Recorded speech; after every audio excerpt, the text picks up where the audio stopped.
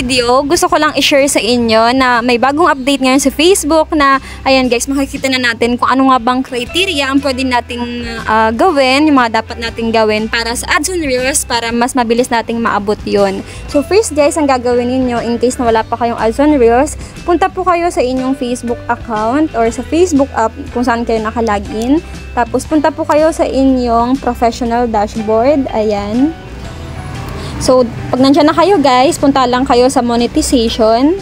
Ayan. So, dapat po ganito yung lalabas sa inyo. So, pag hindi pa po ganito yung itsura sa inyo guys, i-update nyo lang po sa Play Store ninyo. Ayan. Tapos, pagkatapos yan, pindutin mo lang yung ads on Reels. Pag click mo na siya guys, ganyan po yung lalabas na. Ayan, di ba bago na siya. So sabi nga dito, keep Reels front and center. So dapat po yung mga Reels natin is nasa gitna tayo. Halimbawa nagsasalita tayo guys, dapat na nasa mismong harap tayo katulad dito sa video.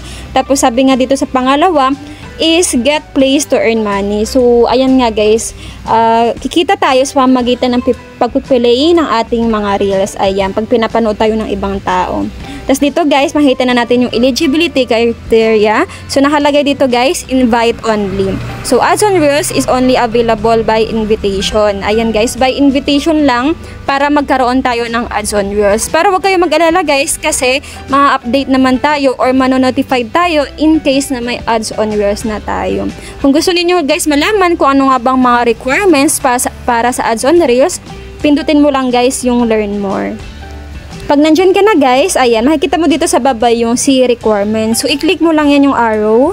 Ayan, dito mo na guys makikita yung mga requirements na dapat nating gawin para magkaroon tayo ng ads on Reels. So, first guys, dapat create high quality original Reels content. So, dapat po original na video mo yan guys kasi hindi ka mamonetize pag ma-detect ni Facebook or ni Meta na hindi mo totoong video yon. Pangalawa guys, be over 18. So dapat po 18 years old pataas po tayo. Pangatlo, be a creator using pages or professional mode. So syempre guys, magkakaroon lang ng mga ads on Reels ay yung may mga page or di kaya yung turn on mo na yung professional mode mo sa iyong Facebook account. So pang-apat guys, pass and remain compliant with Facebook partner monetization policies and content monetization policies. So, dapat guys, nagko-comply ka sa mga monetization policies ni Facebook. Dapat sumusunod ka guys. So, pinaka-last, you must be invited to the program or have already onboarded to in-stream ads. So, ayan guys, dapat po is na-invite ka nga po na magkakaroon ka ng ads on Reels para magkaroon ka ng ads sa iyong Reels. O di kaya guys, may posible rin pag pag meron ka ng in-stream ads, is posibleng ma-invite ka rin ng ads on Reels. So ganun lang guys yung mga requirements para magkaroon ng ads.